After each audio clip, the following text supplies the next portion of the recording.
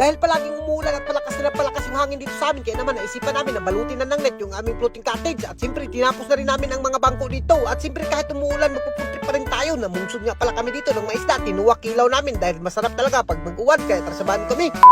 For today's video guys, andito nga pala ako sa Tandag City dahil magpapalit na ako ng net, dahil babalutin namin ng net yung aming floating cottage dahil malakas na talaga yung mga hangin doon sa amin guys. Napapalid na yung mga atop at nagpalit na kaagad ako dito at pinasukod ko na kung magkano yung mabili ko dito at medyo marami-rami nga pala yung pinalit ko dito para at least naman hindi tayo ma-short sa budget. At sa puntong ito nakapalit na kaagad ako, di na ako nagpadugay-dugay, kaya naman bumiyahin na kaagad kami. At ayan na nga guys, talagang bumiyahin na kami papunta sa tubungan namin at sakto-sakto umabot na rin yung kawayan namin dahil hindi na talaga natapos yung aming bangko dahil naubusan kami ng kawayan. Pero ngayon pinasaan ko na kaagad yung kawayan guys at tatapusin na natin ngayon. Sa wakas talagang malapit nang matapos at napaka-excited ko na talaga matapos to. At siya nga pala guys, itong kabilang bangko na naman yung tatapusin namin dito at sinukda na kaagad ni Papa G. At ibang style nga pala yung gagamitin namin dito sa bangko na to dahil marami akong napanood sa Facebook na ganitong mga bangko daw yung style nito. At panoorin nyo hanggang dulo guys dahil napakaganda talagang bangko na gagawin namin. At as you can see naman guys, medyo kinukulba na talaga ako dahil medyo madagom-dagom na at malakas na yung panahon, pero hindi pa rin kami nagpatinag, nagpanday pa rin kami. At itong bangko nga pala na gagawin namin guys, kakaibang style talaga to. Nakita namin to sa Facebook at nagbabiral talaga to. At pinangutan ako si Papa G kung kaya niya bang gawin yung mga pinapakita ko sa kanya sa Facebook. Sabi niya basic lang daw yun.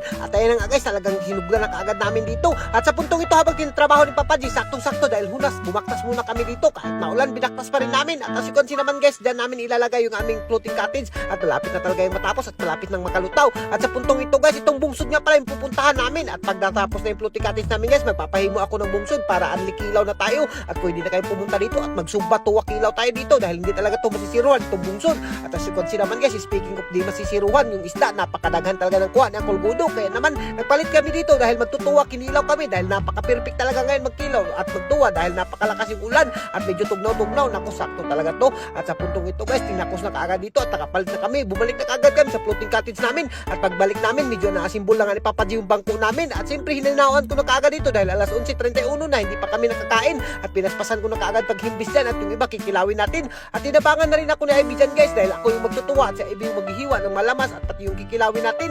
At siyempre dahil magtutuwa tayo, binutangan ko na kaagad ng tanga dyan at si Ivy pinaspasan yun ng paghiwa yung maluya. At habang tinatrabaho namin yung aming malutuan guys, tinabangan ko muna sila dito dahil naglilibog talaga sila kung paano i-assemble tong bangko. At ayan nga guys, buti na lang napakagaling ni Papa G na assemble na kaagad. At sa puntong ito dahil malapit nang mabukal yung ating pinabukalang tubig, kaya naman binutang ko na kaagad yung mga lamas dito dahil sabi nila mas masarap daw magluto ng tinuwa kapag inuna mo yung mga lamas at lagyan mo ng bitsin para mas mawala yung langsa. At ito kasi yung tinudlo ng lolo ko guys, nang ganito raw yung pagtuwa. At ayun na nga, sinundog ko na kaagad at pinutang ko na kaagad dito yung mga isda natin. Meron nga pala tayong mga nukos dyan at mga iba't ibang klase ng mga isda. Naku, napakasarap talaga nito tuwain at mabubuntag talaga yung mabahaw dito. At siyempre tinilawan ko na kung goods na ba, ay na goods na nga at tinignan ko na nga yung trabaho nila dito at malapit na talagang natapos. At sa puntong ito, tinimpla na kaagad ni Ivy yung kinilaw dyan.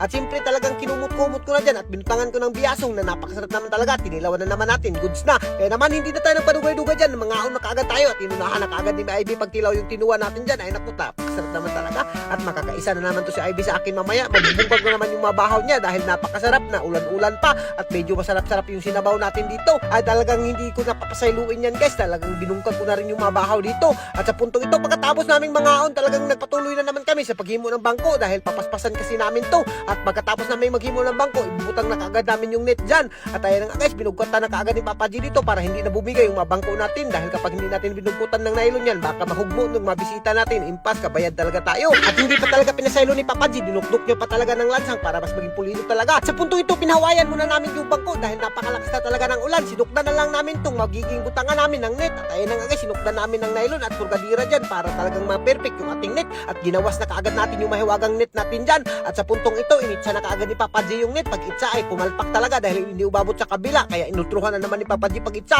Naku, ang galing na talaga ni Papa G umitsa. At siyempre dinawat ko na kaagad dito sa likod para at least naman mabukad na natin yung net. At dito nalilibog talaga kami kung paano namin sakahin yung nasa taas dahil sumagngit talaga. Hindi na talaga namin alam kung ano yung magagawin namin dyan dahil sumagngit at nalilisudan kami sa pagkatkat dahil baka mahugmo yung pound kapag kinatkat namin. At sabi ni Papa G, himbusin na lang muna natin to at bukas na natin to tapusin. At speaking of bukas guys, bukas na lang muna natin to tatapusin at abangan nyo yung mga update dito. Thank you and God bless you all. Huwag nyo nang kalimutan i-like and i-share para mas marami tayong lingaw. Thank you and God bless you all. Mabuhay kayong lahat yan mga idol hanggat gusto nyo. So and guys, gusto nyo ba pumaldo ng ganitong Gcash? This Clocky guys, nasa comment section yung link. At ang kagandahan lang talaga dito guys ay bagong laro to at pag-core license. Kaya huwag na kayo magpadugay-dugay pa, hindi kayo mag-gansin ito.